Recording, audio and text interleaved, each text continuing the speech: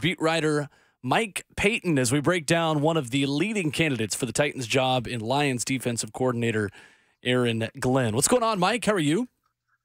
Hey guys, thanks for having me. It's been a while since I've heard that Tennessee accent, and I used to live out there a long time ago. It's nice to feel that again, I guess. Absolutely. Love it.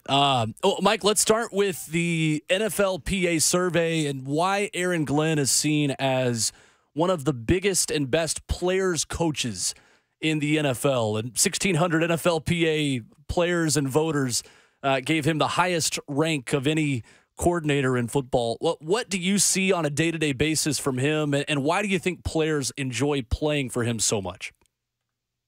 You know, I think that everybody wants to find the next Dan Campbell, and I think that next Dan Campbell is the Lions defensive coordinator. I mean, that's really the big thing, is that when this team needed to build a culture and this team needed to install everything that this Lions team built up, Aaron Glenn was a huge part of that. And I think everybody focuses so much on what the statistics say, and to a point I get that. But what you really want to do is have a guy that can build a roster, who can hire the right people, who can come in and change the culture and the perception and all of that stuff. And I just think Aaron Glenn is that guy. I know a lot of people are looking at Ben Johnson, but I don't see Ben Johnson doing that. I do see Aaron Glenn doing that. And everything that we've heard from players and former teammates is that he's a leader. He's a leader of men. He'll come in and you will fall in love with him. Mike Payton, AtoZ Sports, Detroit Lions reporter with us. And Mike, it's interesting you bring up Ben Johnson too, obviously, because here you obviously always overcorrect to the opposite of what you just had. And Mike Vrabel, and the term leader of men was used so much since he was hired and started the gig in 2018 that fans are hesitant to buy into that again here. But what makes Aaron Glenn so different from Ben Johnson? If you could just speak to that and why you think maybe out of the two coordinators, Ben Johnson, even though he's kind of the hotter offensive candidate, might not be the best candidate out of the two.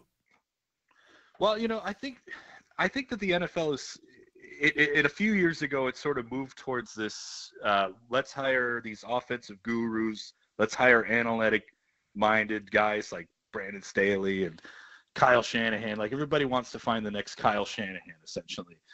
And what's happening is that these guys are coming in and they're having a hard time getting players to believe in them, because these guys aren't necessarily. And I'm not putting Ben Johnson in this situation saying he's not a leader, but what I will say is that he doesn't have the mind of a former player like Aaron Glenn does. And I don't know yet if Ben Johnson can install a culture, can get everyone to listen to him just based off of his analytic mind and his offensive play calling. And I think that the NFL is going to start moving away from that, because a lot of those guys are getting fired.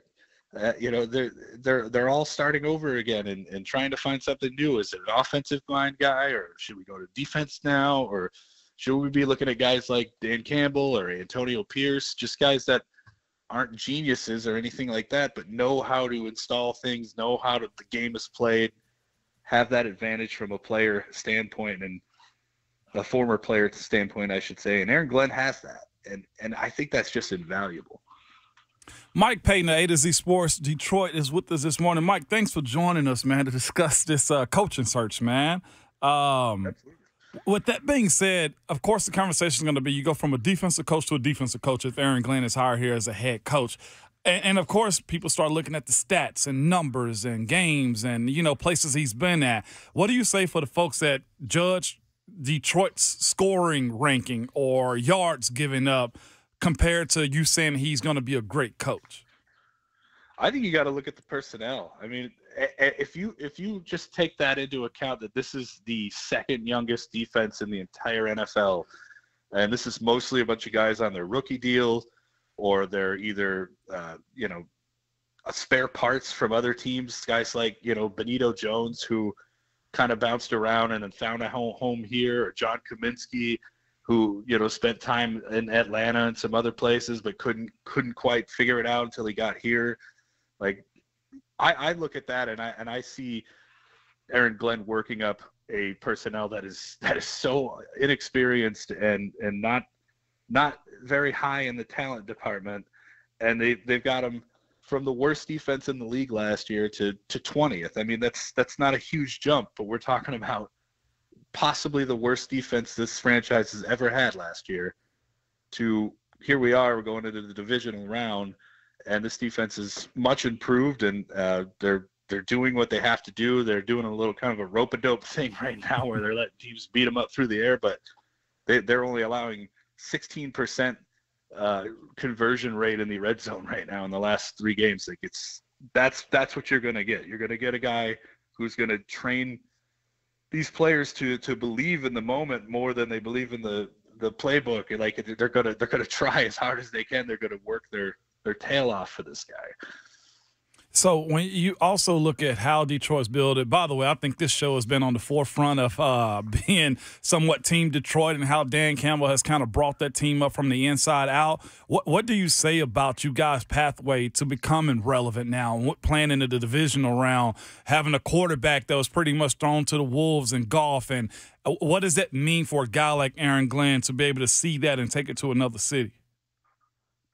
Look, I mean, I think I keep bringing up the word culture, but like that is really what this is. This was a team that Matt Patricia had driven into the ground. I mean, like it seemed like I compare Matt Patricia to Thanos. Like he came in, he snapped his fingers, and like half the players that you loved were gone, and the fans were in just total distress.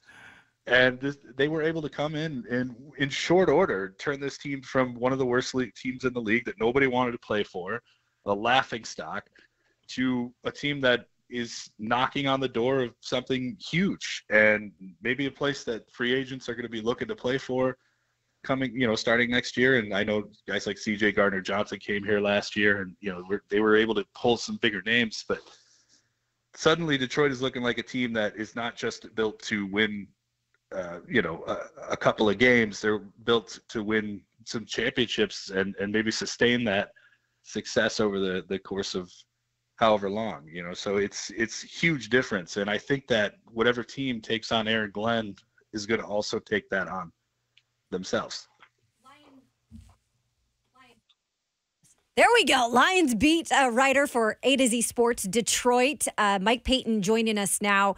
Mike, here is the picture, though, I'm going to paint for you in Tennessee. So this offense has been anemic.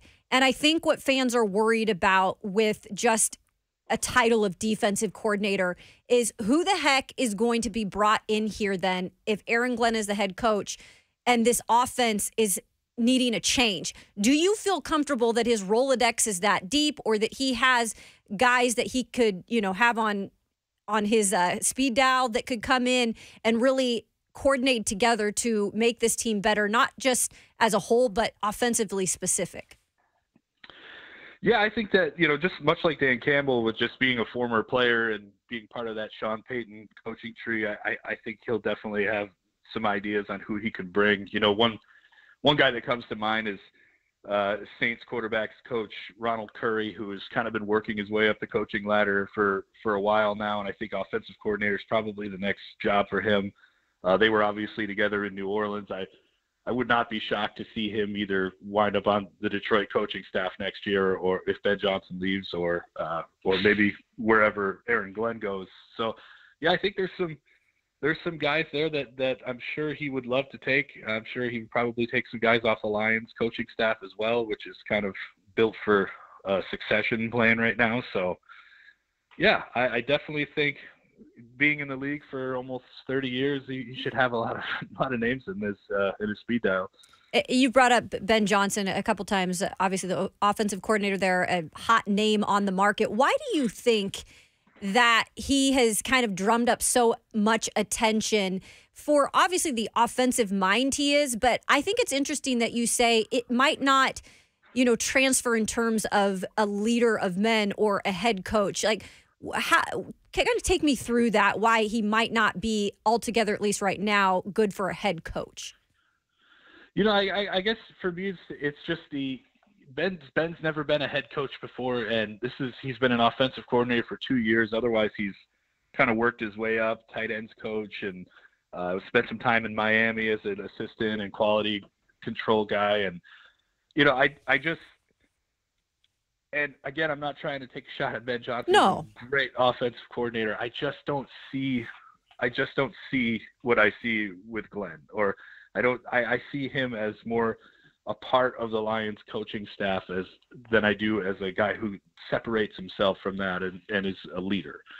And I just wonder, again, like with everyone trying to find the next Kyle Shanahan, are they committing too hard to coaches that are not able to command a room? And I just don't know if Ben can do that. I haven't seen it, and I would love to see it. And if he goes somewhere, I would love to see him have success. But right now, I just don't know. But obviously, the big thing that you would want is what he did with Jared Goff. And Jared Goff was a guy who came over to Detroit, was just supposed to be just a bridge guy, part of the deal. Just take Jared Goff and we'll give you these 2 first-round picks and all that, and he'll just be here for a year or so. And he's built him into, you know, I would say a top 10, top 15 quarterback in the NFL right now. He's at the top of the league in every major statistical category, and that's obviously not going unnoticed. And you would hope that maybe if Ben could come to Tennessee, he could do something like that with Levis or Malik Willis or maybe even Ryan Tannehill. Mike Payton, AtoZ Sports, Detroit Lions beat writer, our guest. Mike, speaking about what coaches can learn from Dan Campbell, let's go to the flip side with Brad Holmes and what he's been able to do as the general manager up there in Detroit. For a guy in Rand Carthon here in Nashville who just finished his first year as general manager, what can an organization like the Titans learn from the way Brad Holmes in Detroit has built this thing there? What are other organizations looking at in the job he's done in the front office as you think is the biggest success story? Yeah, I think it's a couple things. I think the first thing is you've got to go and find the guys that fit your identity. You have to get that identity in and then draft only guys that are going to fit what it is that you want to do. And then also, you know, if you're going to draft somebody, I hope you can't hear that squeaking. My dog's going crazy. Oh, you're good. we are a pro dog show on this radio show. You've come to the right place. Obviously, when they draft players, they're looking for players that are going to fit their identity, and they're going to use those players for what they're successful in. And then the other thing is, don't be afraid to go get your guy. I think so many teams have kind of adhered to this whole positional value thing and Brad Holmes has thrown out the window. Obviously, he drafts Jameer Gibbs last year, Jack Campbell, Sam Laporta. All these picks were kind of looked at as he was being crazy. Like, how could you draft these guys so high? And now here they are. They're 3 of the best rookies in the NFL. So go get your guy. Don't let everybody else dictate to you where you should draft someone. If you love them, go get them. Is there a situation in which you see a guy like Aaron Glenn just ultimately wanting or not wanting to collaborate and build up? Like, what's the culture with Dan Campbell and his coaches? That's been one of the biggest things that we've heard down here is they want to make sure they have a hierarchy and how the GM, the head coach, the owner deliver themselves. How has that structure been inside the Detroit Lions building? Well, it's, you know, Dan Campbell, after Sunday's win over the Rams, was in the locker room, and he was giving the game ball to Brad Holmes, and he was talking about how they were in lockstep.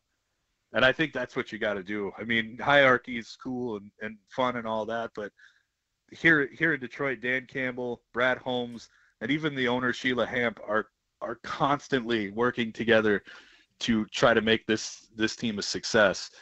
And I think that, you know, when you have that chemistry and you're able to find the players that you're looking for and you can all agree on one thing, like it's again, that's super invaluable and it's a huge reason why the Lions have started to accomplish success. Mike Payton of AtoZ Sports with the Lions, beat writer for them, joins us now on RK Dub. Just in general, we've got the playoffs happening this weekend, Mike, and incredible first playoff win since 1991. I think a lot of people are enjoying this Detroit Lions team, even if they're not big fans of it. If they do lose, you know, an offensive coordinator, defensive coordinator, how sustainable do you feel like this success is for this Lions organization? I think it's relatively sustainable. You know, what they're not losing is Dan Campbell or Brad Holmes or really any of the players. I mean, most of these guys are going to be locked around for a while now. But what the Lions have done, or what we believe they've done, is built a succession plan. Even Ben Johnson was part of a succession plan to get to offensive coordinator. They had Anthony Lynn in this job in 2021, and after they let him go, they didn't even look outside. They just moved Ben right up. And I think that they have some guys like Tanner Engstrom, maybe Mark Brunell, Scotty Montgomery. Those guys could certainly be promoted to offensive coordinator. Kelvin Shepard, who I want to say played for the Titans, but I'm not 100% sure. He could be moved to DC. So there's definitely a succession plan in effect. So it will be interesting to see how things change. But I think that what they want to do is going to be instilled in whoever takes those jobs. Mike, you want to know why real quick while we're Detroit fans from the down south? Yeah, I do. Hendon Hooker, Yeah, Jalen right. Reeves-Maben, and Cam Sutton. Go Vols, man. Jalen Reeves-Maben, the pride of Clarksville, Tennessee, right up the road. That's right. Yeah, absolutely, man. Great dudes, though, man. Every single one of them fellas, man, by the way. No, they're very, very great guys, and especially Cam. He's incredible. Is he still that player coach? So we played together in Pittsburgh, and from the time he got in, it's two things we notice about him. He never gets tired during the conditioning test to open up camp. Never. He would sprint the conditioning test and would not even breathe, and he was always known as a player's coach. Has that held true? Oh, absolutely. I mean, he's not like it's an interesting thing because he's not the most vocal leader in the world, but he's like a guy that you just know that everyone's following. Like he just has that about him, that aura, that atmosphere, or whatever you might call it. Like it's just, you look at Cam and you just know he's a leader. And then Reeves-Maben as well, like one of the best special team players I think I've ever seen. Like he is incredible. Yeah. Mike, real quick before we let you go, what's your dog's name? Who is your co-host with you this morning? Well, I have two dogs, Ziggy and Ruby. Ruby's the one who enjoys the squeaker. Yep. Nice. Can't go wrong with the little squeaky toys. Ruby and Mike joining us from There you go. Detroit this morning at AtoZ_Payton, where you can find him, Payton, covering Detroit. Mike, really appreciate the insight. Great stuff. Thank you. Thanks, Mike. Absolutely, guys. Thanks for having me. Thanks. All right, there he is. Mike Payton, AtoZ Sports, giving us a little bit of insight on a top Titans candidate who he says could be the next Dan Campbell, which talk about copycat league, replicating things that are working. I would say that is certainly a good one to replicate. We'll dive into